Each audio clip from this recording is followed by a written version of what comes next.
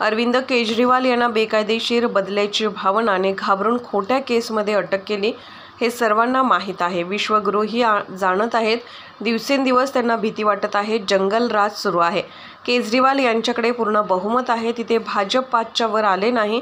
केजरीवाल जेलमध्ये राहून देखील काम करू शकतात। केजरीवाल यांना लोकांनी निवडून आणले, ईडी सीबीआय यांनी नाही। त्यामुळे लोक सांगतील कंसाला ज्याची भीती होती सर्वांनी त्यांनी तुरुंगात टाकलं होतं। अगदी देवाला देखील तुरुंगात टाकलं होतं। शेवटी त्याच तुरुंगात श्रीकृष्णाचा जन्म झाला आणि कंसाचा वध केला।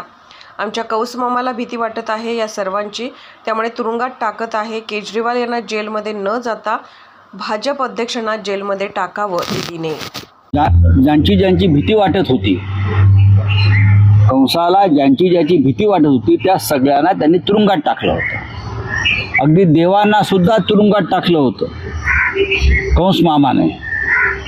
शेवटी त्याच तुरुंगात श्रीकृष्णाचा जन्म झाला आणि त्या श्रीकृष्णाने कंसाचा वध केला। या देशामधली परिस्थिती नेमकी त्याच पद्धतीची आहे। आमच्या कंस मामाला भीती वाटते सगळ्यांची आणि ज्याची भीती वाटते त्या सगळ्यांना तो तुरुंगात टाकतो।